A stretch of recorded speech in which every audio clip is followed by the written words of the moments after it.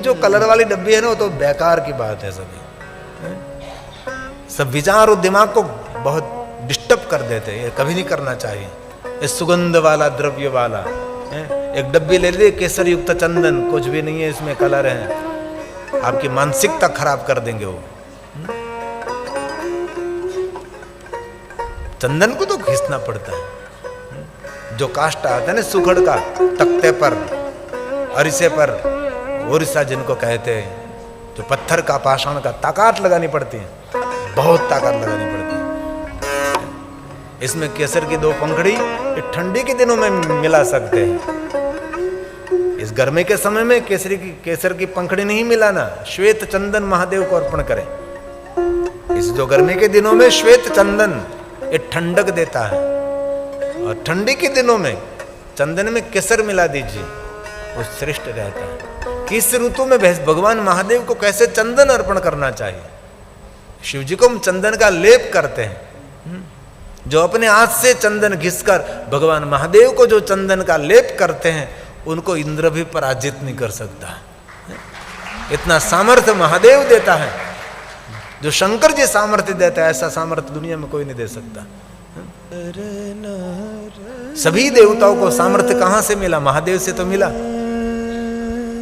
देवताओं ने बार बार वही गौरव किया, राम जी ने वही गौरव किया, कृष्ण जी ने वही गौरव किया कि मेरा साम्राज्य, मेरा सामर्थ्य महादेव का प्रसाद। इसलिए हम बहुत कुछ तो नहीं कर सकेंगे, लेकिन भाल में भस्म का त्रिपुंड करें, भस्म की बिंदी करें। कल कथा सुनने के लिए जो आएंगे, मेहमान से लेकर जजमान से लेकर सब भस्म के त्रिपुंड करके आए, हमारी प्रार्थना है। हमारी बड़ौदा में कथा थी तो हमको ऐसे हमने कह दिया, मेरे जजमान सक्षम थे जो कोरोना काल में, उसके घर में रहकर हमने 2 साल तक लगातार कथा गाई। 2 साल तक मेरे सामने श्रोता कोई नहीं थे, सिर्फ कैमरे लगे रहते थे, और आस्था टीवी, आस्था इंटरनेशनल, आस्था भजन के माध्यम से देश दुनिया में कथा हम कहते रहे। उसके घर ही तो उसने बहुत बड़े शिव महापट कथा का आयोजन किया, तो मैंने ऐसे ही कह दिया। तो दूसरे दिन उसने इतनी बुद्धि लगाई, जितने कथा के द्वार थे, जितने गेट थे, अलग अलग अलग रहता है ना जगह, वहां तो छोटा आयोजन नहीं होता, बहुत बड़ी संख्या में रहता है, तो सभी गेट पर बहनों को, भाइयों को वहां खड़ा कर दिया। अंदर आने का यूनिफॉर्म ही भस्म का त्रिपुंड रहता था कथा में प्रवेश करने के लिए। और हम बहुत समय पहले कर्नाटक में ही लगभग बेंगलोर के पास श्री श्री कुमार स्वामी थे, हम उसके दर्शन के लिए गए थे। 110 साल की आयु तब थी उनकी, तो भी वो अखबार पढ़ते थे और चलते थे। ऐसे महापुरुष का हमने दर्शन किया। तो उसका गुरुकुल था, गुरुकुल में 10,000 बच्चे पढ़ते थे, और 10,000 बच्चों के भाल में भस्म का त्रिपुंड हमने देखा है। जब द्वार पर प्रवेश करते तब वहां व्यवस्था की थी, त्रिपुंड करके ही अंदर प्रवेश करो, ऐसी व्यवस्था की गई थी। त्रिपुंड करके ही आप गुरुकुल में प्रवेश करो, कोई भी बेटा हो या बेटी हो। इसलिए भस्म अपने अंग पर धारण करें। ये भगवान विष्णु जी ने गाया है ना, पद्मस्तकं सम्यं भस्मनोदुल्य सादरम्। आदरपूर्वक भस्म का त्रिपुंड करें।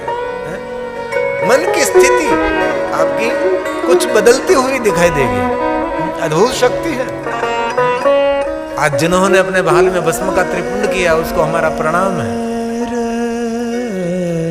लेकिन मैं आशा रखता हूं कल से मंगलवार हमारा सबका मंगल होगा। भस्म के त्रिपुंड करके हम बैठे हैं। जहां तक महाकाल की दुनिया में बैठे हैं, हम कोई सांसारिक दुनिया में नहीं बैठे, अब महाकाल की दुनिया में बैठे हैं। तो महाकाल को प्रिय है भस्म, जिनकी भस्म आरती होती है महाकाल की।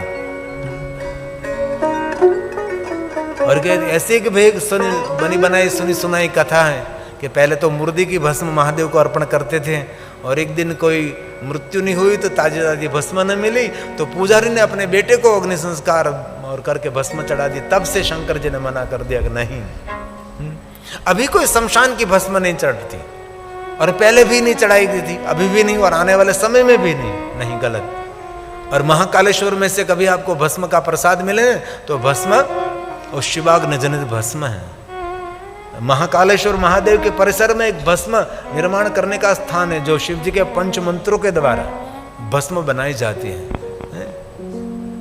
कपिला गाय के उबले से और अलग अलग अलग काष्ठों से विधिवत भस्म वहां निर्माण की जाती है। शिव जी जो भस्म बनाने के लिए शिव जी जो प्रधान 5 हैं, अघोर से लेकर सद्योजात के लिए ईशान से लेकर तत्पुरुषाय से, सभी मंत्र को बोलकर भगवान महादेव के लिए शिवाग्नि जनित भस्म जिनको कहते हैं, वेदाग्नि जनित भस्म, देवाग्नि जनित भस्म, भस्म के तो बहुत सारे प्रकार हैं। शिव जी को भस्म प्रिय है तो महाकाल को भस्म का अभिषेक कहते हैं, महाकालेश्वर महादेव को भस्म स्नान किया जाता है। सुबह सुबह में भगवान शंकर जी की भस्म आरती रहती है। और ये बात आप सभी जानते हैं कि महादेव की पूजा सामग्री में सब कुछ है, लेकिन भस्म नहीं है तो पूजा की सामग्री अधूरी है।